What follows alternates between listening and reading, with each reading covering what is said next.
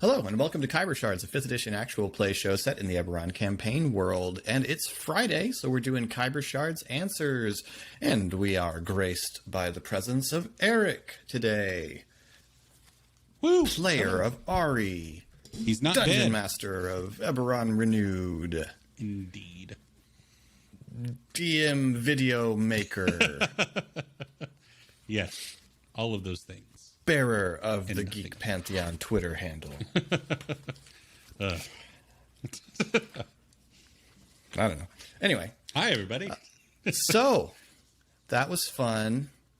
Yeah. It was a fun episode. It was Yeah. good, lighthearted, God, it's chill. like 6 episodes ago in terms of recording. Like, we I have know, so we've many recorded episodes so in the much can right since now. then. Yeah, the next few KSAs are going to be tricky, guys. We're just letting you know because, as you probably have worked out, Casey and I are both teachers, and we're looking at the approach of the very, very packed beginning of the school year for us. So we've been kind of trying to pad our recordings.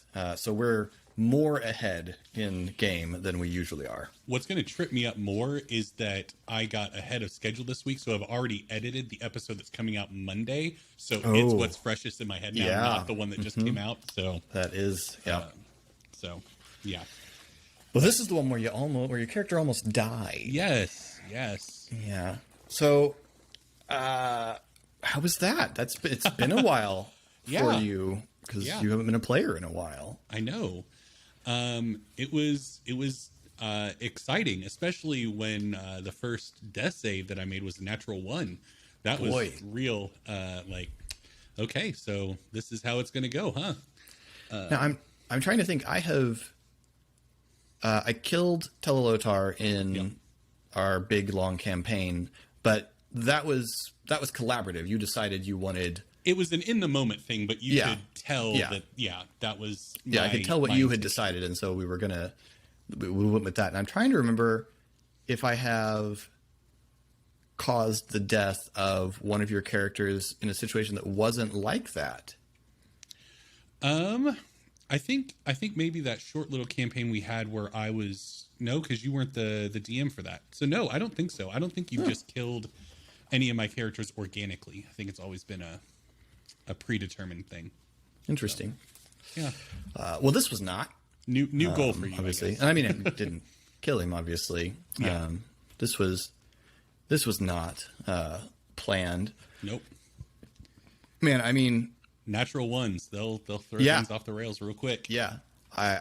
If you've been watching this and you've been thinking, "Wow, what a terrible thing that Philip schemed up there," I got to tell you, the minute Pog left that alley, we left my outline because that perception check that was from that point on, it's seat of the pants. Yeah, I've thought of like 8 things I should have done differently. Same here. Yeah. That's how it goes. Well, and to be fair, a lot of the things that I've thought about are things that I should have done primarily during the chase and the lead up to that. But then I think the moment that we got would have been harder to achieve. So I'm glad that I didn't do those things because it's an interesting road that Ari's on now, given everything that's happened Yeah. in that episode. No, it was a cool moment. I like, especially, I mean, not that Ari's moment wasn't really cool, but especially that we managed to get to a place where all 4 characters were in the alley with Falco, and we got a moment of recognition where it sort of turned real. Like that was fun. There are several places along the way that I've thought of things. I'm not going to belabor this because I don't want to say them on the air because I don't want to cheapen what we ended up with because it's cool. But yeah, it's that sort of thing where, having improvised it, you look back at it and you're like, well, would that have been cooler? But then, yeah, that's the curse. But yeah. So we have a handful of questions that I think will generate a good bit of discussion with you and I both being DMs. Yeah. Our first question is from Nathan Stoller. Nathan asks, could you, and yes, Nathan, I think Nathan is mentioned, posted a couple times on our on our comments, but has only recently begun giving us questions. So welcome aboard and thanks. This is a good question too. Could you explain more of your reasoning on why falling unconscious would end the duration of an already cast spell early? Speaking of Ari's casting of Disguise Self. It seems like a lot of spells would be broken if that was universally applied, like Alarm or Layman's Tiny Hut. Disguise Self lasts for 1 hour when it's cast, with no further concentration or anything else required by the caster, unless he decides to dismiss the spell. Of course, if Ari had stayed disguised, he probably would have died, so I guess it was nice of you to turn it off for him. That's a fair point. So, first of all, you're absolutely right in terms of the writing of the rules. There is nothing in the spell, nothing in the rules for Magic in 5th edition that says becoming unconscious would cause it to be ended. You're absolutely right. And you're also right about things like Alarm. Like, you use Alarm and Tiny Hut to allow you to safely rest while you're in the middle of a dungeon. And so obviously if those turn off when you go to sleep. So there are two answers. One's thoughtful and one's less thoughtful. And they both play a role in why I have always ruled this way. So the thoughtful one first. I think that the rules should distinguish between falling asleep and being cracked on the head so hard that you fall unconscious. Or passing out from blood loss. Or passing out from blood loss or anything like that. Yeah.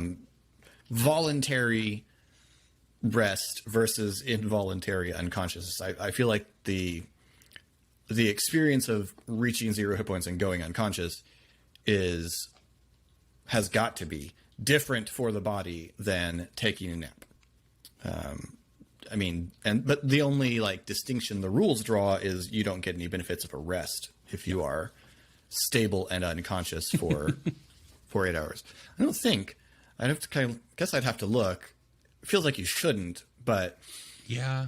I mean, if you're stabilized, then you're just maybe, it's like when somebody rushes into the hospital room in a movie, like they're letting him rest. And I guess after a long rest, you do eventually. Yeah, I don't know.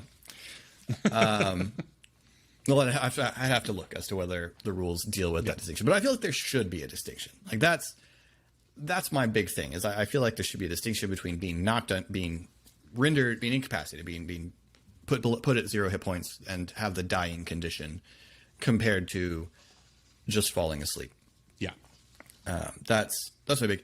The less thoughtful answer, but that is honestly also true, is I just don't like that.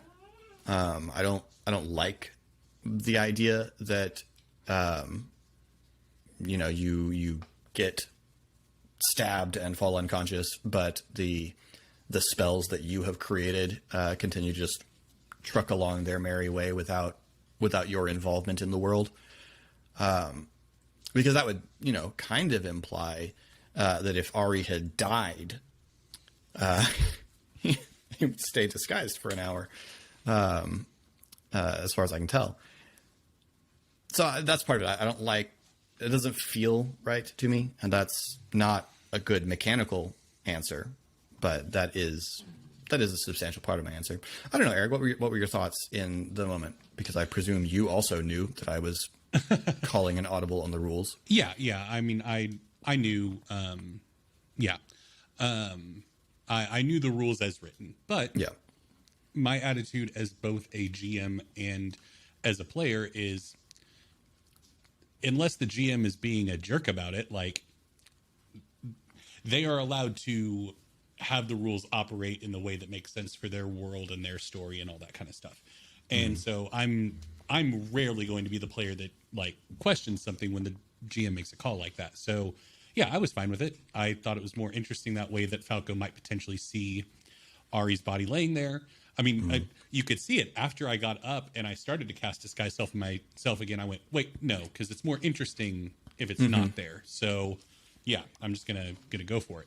So yeah, I was fine with it because you weren't doing it to be mean or pedantic or anything. It's just right the way it was. So yeah.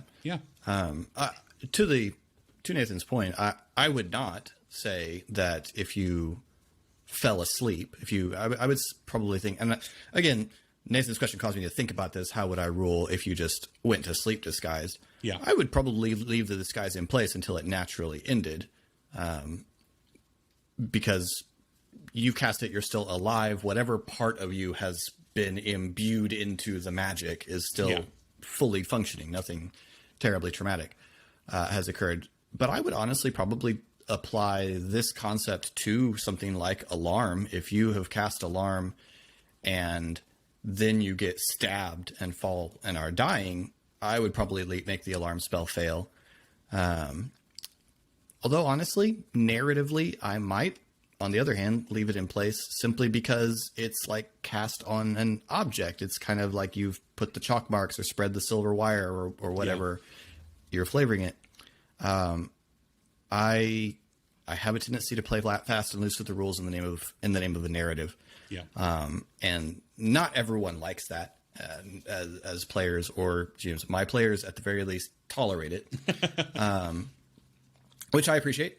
Yeah, I'm the same way when I'm in the GM seat. So there are a bunch of things like that with me. Most of them I try to be upfront with about my players. This is one that honestly didn't occur to me as a distinction, and so I didn't announce this at the beginning of the campaign. But I don't. I've said many times that I really don't like the sharpshooter feat. So no one in this campaign is allowed to take the sharpshooter feat. You can have feats, but not the sharpshooter feat.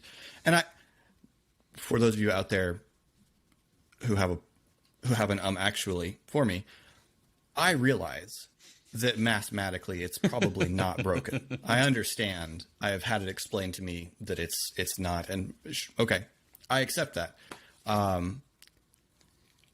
really don't like it. In practice, though, it feels wild. Yeah. Once Randy took it for his character in Ever Unrenewed in Campaign 1, it definitely felt like something had changed about his character. So, likewise, the polymorph spell. Polymorph spell just doesn't exist for our purposes, because I don't like using it as a GM, and I don't like it being used by players. Let me say that again. Aggressively. I don't like it being used on something else aggressively. About polymorph being used in an encounter that you had. Yes. Well, and I mean, also as a player, Barrick got polymorphed a couple of times. Oh, yeah. Or no, Barrick was polymorphed once. Someone else got polymorphed in the other fight. But yeah, that was used a couple of times. It's frustrating, and I think not especially fun, especially in a fun way. Now, someone using polymorph and if a player wanted to take polymorph as a spell, I would probably negotiate this. If someone wanted to use polymorph to turn themselves into something else, or to turn an ally into something else for the purposes of being able to fly or to infiltrate something or something like that, I'd probably go. So, I'm inconsistent. I just am. And I appreciate that my players tolerate it, and I hope that it doesn't take away anything from the fun of watching the story unfold. But yeah, so that you're right. You're absolutely right. You're right. The rules absolutely back up your point. That's just how I run it. Yeah. So that's the best answer I can give you. But you are correct. The rules do not. The rules do not. So if you are watching this for understanding the rules, Nathan is absolutely correct. Yeah. There's not anything in the rules that say that going unconscious would end a non-concentration spell. There's not. So, So, hope that is clearer. Then Laura had a question for Eric. Were you thinking about what your next character would be while Ari lay dying? So in the moment when Ari was laying there dying, no, I wasn't thinking about my next character, primarily because I didn't fully believe that this early on in the campaign, Philip was going to kill Ari. Like, I think there would be some kind of narrative thing that would occur that would be an impediment or like capture or something like that. Mm-hmm. So at no point did I think that Ari was going to die. Now, having said that, the next subclass deep dive that I'm doing on the channel is the Rune Knight, and when I was researching that subclass, I just realized like this would have been a perfect character for a campaign set in Stormreach, like based around giant ruins and altering themselves based on those and discovering new runes over time as you level. Like this is a class built for this campaign. Dang it! Like this would be such a cool character to play. So I do have one up here, but a Warforged Rune Knight would be a really cool idea. Yeah, you like inscribe the runes on your plating. Yeah, that would be cool. Yeah. So in the Rune moment, Knight is really cool in concept. Now, yes, I agree. Yeah, now I do have another character. No, you know that's your backup sitting up there. Mm-hmm. Yeah. Well, let's be honest. That's somewhere on your list of backups because I assume you are like me and you have a Rolodex of one day I'm going to play. Yep. One day. My problem is every time I get an opportunity to play that, to like create a character, I never end up creating a character off of that list. Yeah, because it's removed from the campaign that you're doing, and so you want to like dive into something else has jumped up into my. No, I mean, I have an opportunity to build a character in a play-by post I'm in, and I had literally. What was really funny, I had literally just been talking through my list of characters I would play with some of the people on that play-by post, and then I watched a movie the night before and saw a character. I was like, wow, that would be a really cool concept for and now that's what I'm going to build because it's, fresh. It's there. Yeah. Sadness and woe. Indeed. And woe.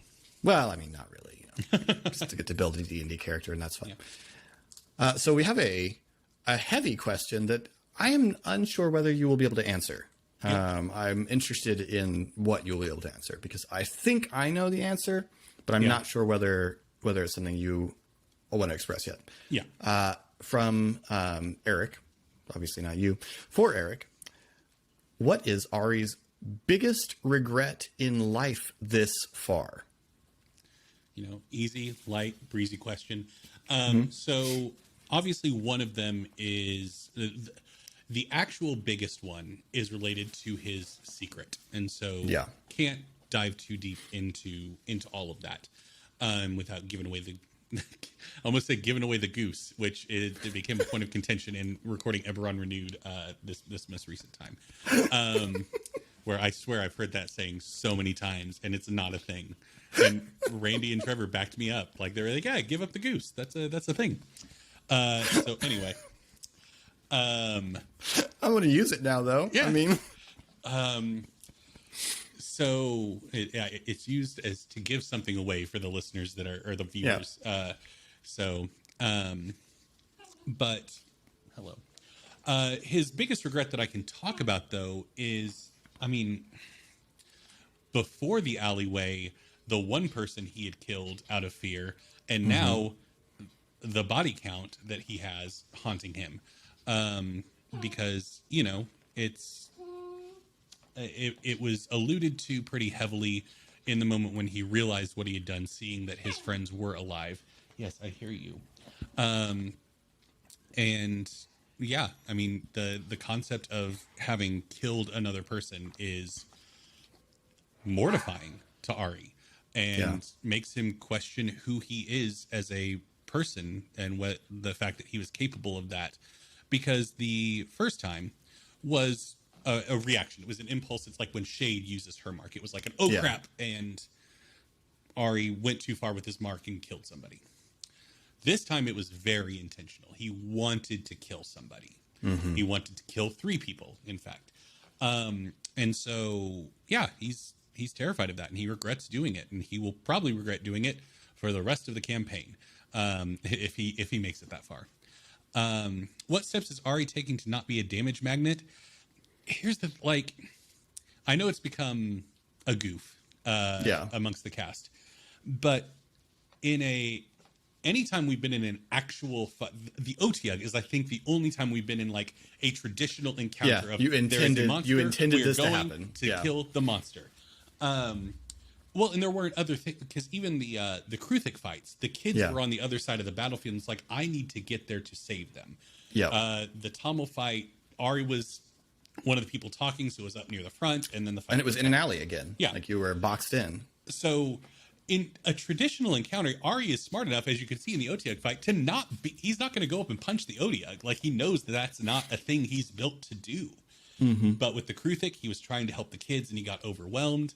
Obviously, with the alley, the second alley fight, the one that just happened, he wasn't thinking. He wasn't thinking rationally. He wanted to hurt these people, and he wanted them to see, like, where the pain was coming from, I guess. Like, he wanted to harm them.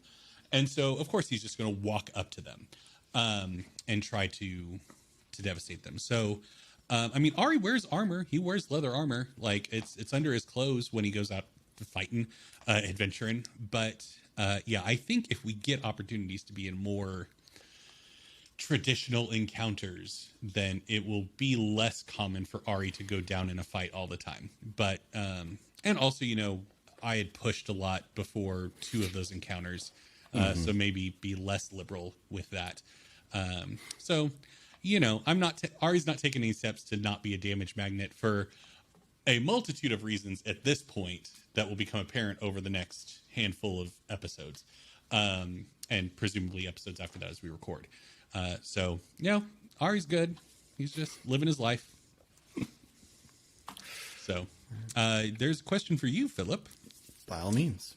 Darren asks, when you're running the game, how do you decide when to tell the players what their character is experiencing versus telling them what their characters are sensing and letting them decide how their characters feel about it? For example, Pog's experience of the fire in the alley. And he says, thanks. Okay. So I have been thinking about this, and we're going to have to talk about this because I'm not 100% sure how to answer, because I know exactly what Darren's talking about. It's, yeah, I absolutely prompted Colin that, and this is probably bringing up some, or something like that. And I do that. I have noticed I do that, thinking back on it. I've done that several times in this campaign, not just with Pog, because I think I've definitely done it with Ari, and maybe with Shade. I don't know if I have with Ezri, but I've definitely done that. And I'm trying to think whether I do it at my home games, because it seems like it'd be a weird thing to only happen when I'm running here, but I can't think of it. So that is interesting. I'm not sure that it's a conscious decision that I'm making, so I'm not sure that I can directly answer the question of how do you decide. I think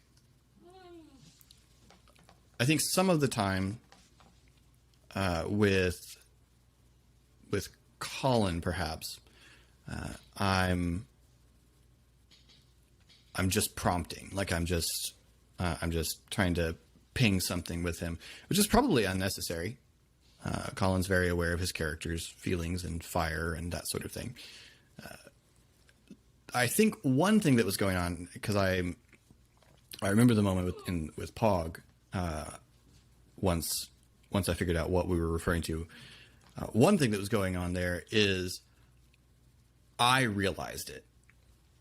Partly is I realized, oh, Pog set this fire, and now all this is happening, and oh, wow. And so that's part of it. And then it's also a little bit me as a narrator trying to kind of hint at some things, almost in voiceover or in the narrative text box in like old 4-color comics, where you had the implied voiceover. That's kind of gone out of style now. But so I think that's probably the things that make me instinctually do that. It is probably something to be careful about, because I can totally see it becoming I'm role-playing for my players, and that would be bad. That's certainly not what I would want it to become. So it would definitely be something as a dungeon master to be careful about. But I think those are probably the 3 things that would be making me do that. I haven't rewatched I rewatched the episode during the watch party, but I wasn't watching for that. If I rewatched it watching for that, I could probably identify which one's going on based on my voice and my face. But that's kind of my thoughts of the things that would go. I don't know what are your thoughts here, Eric, as a DM? Because I'm almost certain, reading the question, that I've done this to you, Jeff, Randy, and Trevor on Ever on Renewed. And I think for me, it's when it's a planned story beat. I guess if I am presenting something that I intend for you to use as an opportunity with your character's lived experience, then that's when I know that I do it. Like I offer some prompting of, and I think sometimes, like, I think with Trevor a lot of times, because Trevor is also a very new player, I will sometimes remind Trevor of the context and then ask him, so this is something that would potentially ping or be triggering. Yeah. So what do you do? And I think that's a good middle ground to avoid stepping on any toes if you have a player that's going to take it a certain way. I never would, if Philip were to do something for Ari and say, and this is kind of reminding you of this thing and causing emotions, well, like, yeah, yep. So yeah, I think not doing it a lot is a big thing, like not doing it frequently. And I guess if I deem it, whether or not it's planned or not, important for the moment, because obviously, the Pog moment in the alley, I don't think, was that a planned set piece? Was that something that you were intending to happen? Pog's conversation with Falco was one of my endpoints for the chase. Like, I had mapped out the chase, and one of the endpoints is Falco catches up to Pog. It was a little algorithm there. And so that was, and in the moment I've had in the margins of my notes for a few sessions now, find opportunity for Pog's mark. Yeah. So once that started going, I was like, oh, well, here it is. Yeah. So I just didn't wait for the dice as I try to usually. The moment on the rooftop where I kind of called it out, that we were very much off the rails. Yeah. But I like what you're saying. I think, it would be okay to use it as an invitation to, would you like to take the center for a moment to give us what your character is feeling here for these reasons.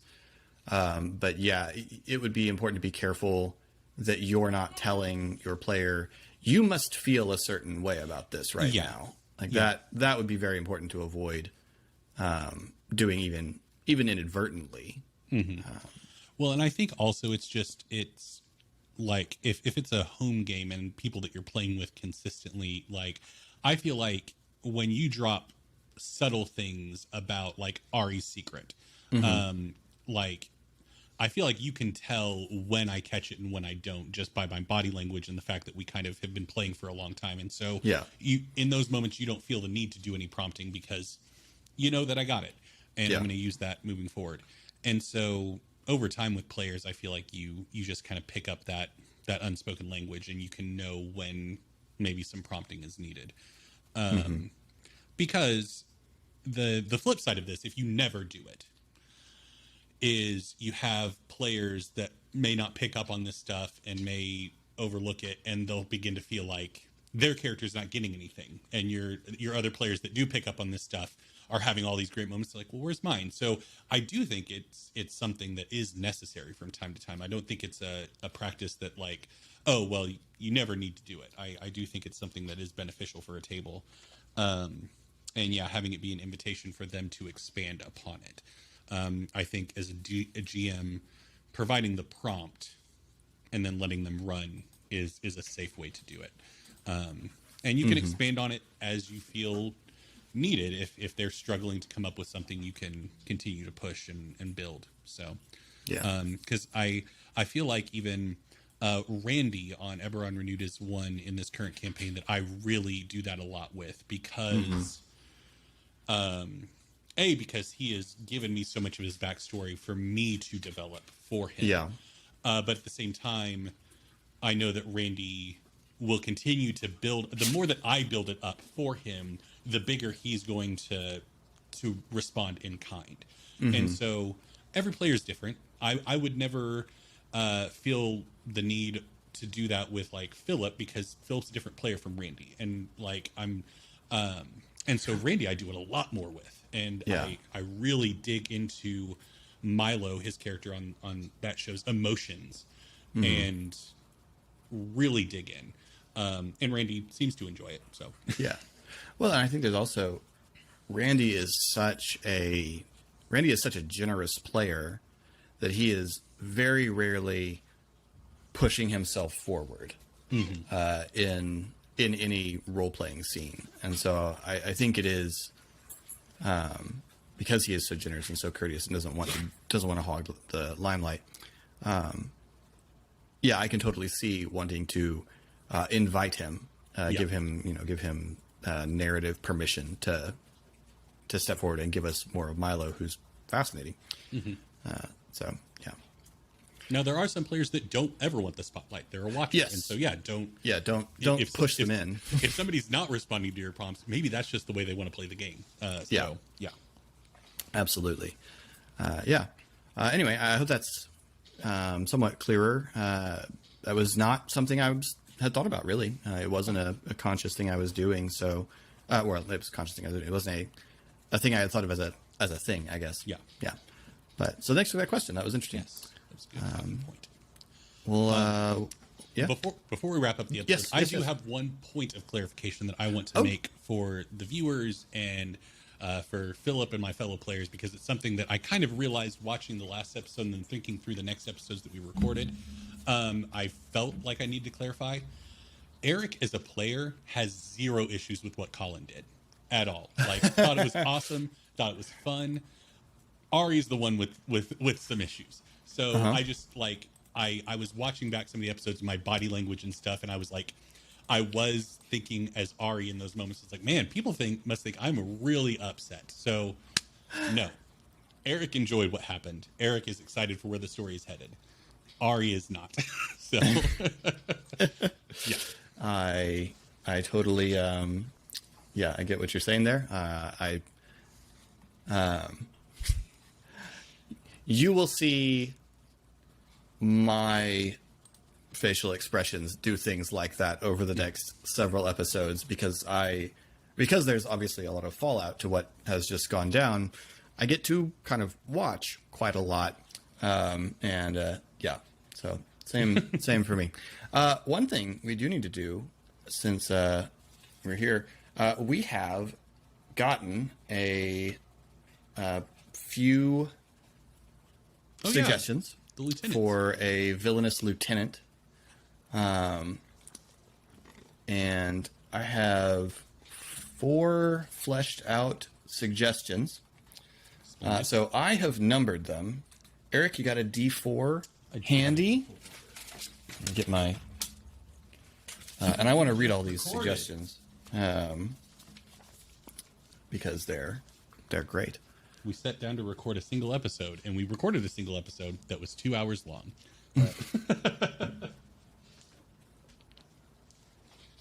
Yep. Okay. Feel free to read them out, and then I'll roll. All right. So, for clarification, whatever we get here, I will take and may, if I feel the need to, may communicate with the person who submitted it. It will end up getting adapted. So these prompts may not appear exactly as written, but I will absolutely use them and make it adapted.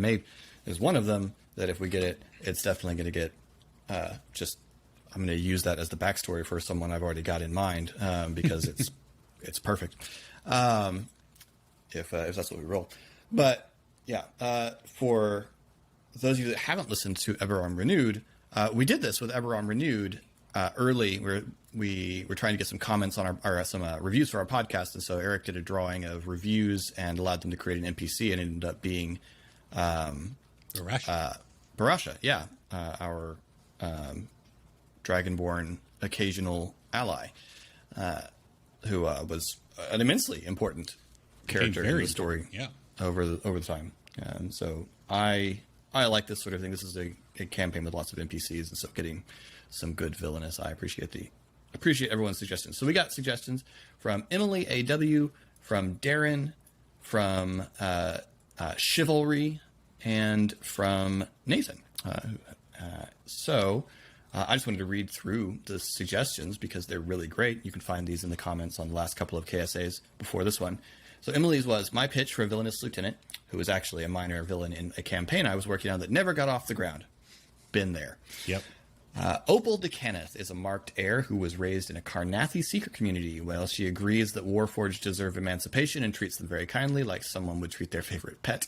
Oh. She also thinks it was wrong for the Treaty of Thronehold to ban her house from using creation forges. Her goal is to set up a new creation forge, and to adapt to this campaign, she could be working with the Omaran family, which is one of the Stormlords who have connections to House Kenneth, and the Iron Watch, which is a Warforged faction, in order to do so. She'd be the type of villain who has a ton of mooks. If she doesn't have a creation forge yet, then just simple constructs.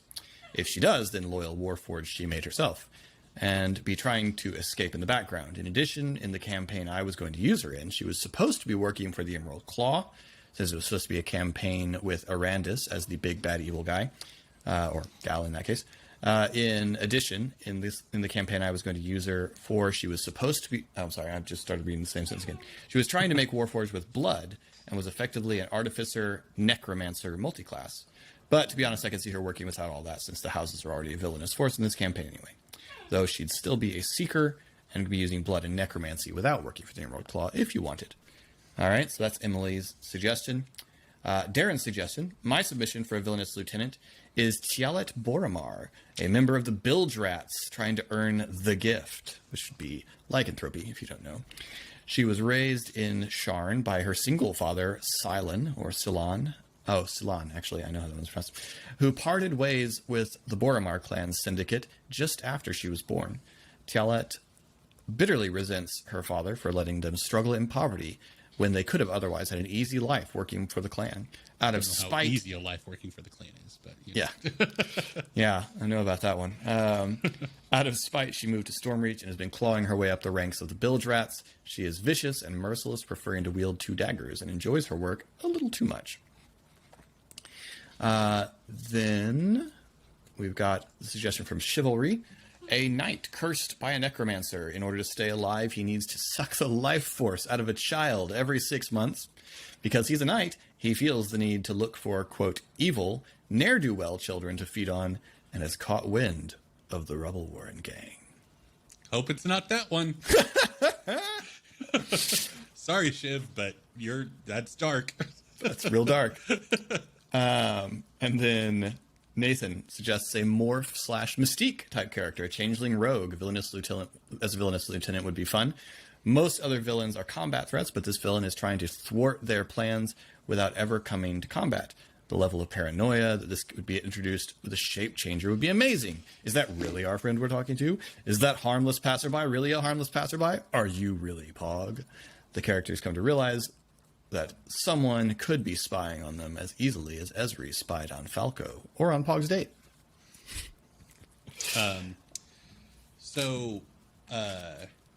That one's interesting to me just because it could be an interesting foil, like, because Ari is also very like combat last kind of thing, so that could be interesting. Question though, before we roll, for this kind of villain, how would you handle them being an imposter for a PC? Because that's obviously the biggest giveaway is like, oh, if Philip's talking as Pog, then we know it's not Pog. That's really interesting. Yeah.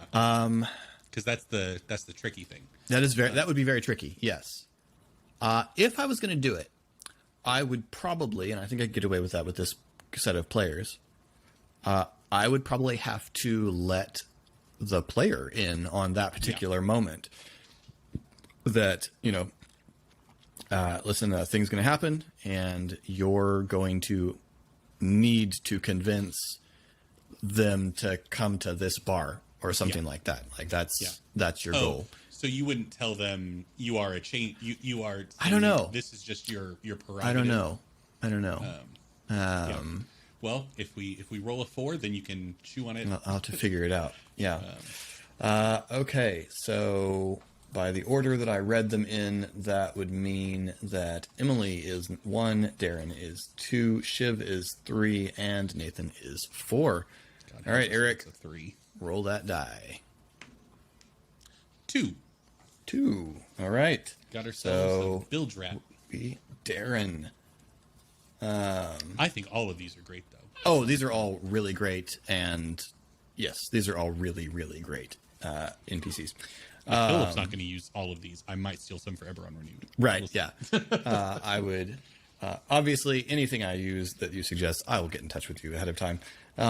But, yeah, so we will see what role Darren's suggestion, Tielet Boromar, gets to play in this campaign.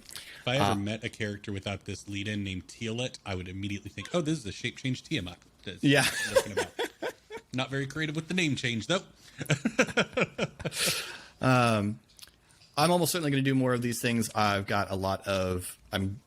There's going to be a point not long in the future where I'm going to need a bunch of NPCs. So I'm going to do more of these in the future because this was a lot of fun hearing your crazy, awesome ideas. So thank you all so much for your suggestions. They're awesome. And I hope that everyone else watching agrees because they are. I'm also just, Eric, it is now canon in my head that give up the goose is a saying in Eberron, and I just don't know what it means or where it originates, because I love things like that, like just things that are fake sayings. In my One Ring campaign, it is someone was trying to come up with, what would you say in Lake Town in Middle Earth for, crap happens, and the conclusion we reached to was rocks sink. Nice. And that's now all over the place. Yeah. That's awesome. Yep. Anyway. All right. Thank you all so much. Thank you for your questions. Thank you for your suggestions. This has been Khyber Shards. If you want to get in touch with us, comments, like the video, subscribe, share it with your friends, tell people about us, feed the almighty algorithm. Yeah, let us know more cool villains that you've used in your campaigns. Who's your favorite villain in your campaigns? Let us know that. I love talking about villains with other DMs because it's something that the DM, it's the closest the DM comes to getting to really create a PC. Yeah. Is working out the villain. So let us know. Vigo Boromar. Vigo. Yeah. Oh, absolutely. Yes, that's very clear that your current favorite is Vigo. Never had my players want to punch me, Eric. Well done. So yeah, let us know who your favorite villain is in your games in comments below or in games you've played in. You can find links to our Discord as well as all of our social media in the comments below, or in the description below. Boy, I've been talking for a while. Yeah. So in the meantime, thank you so much for watching. This has been Khyber Shards, and thanks for rolling with us. Bye.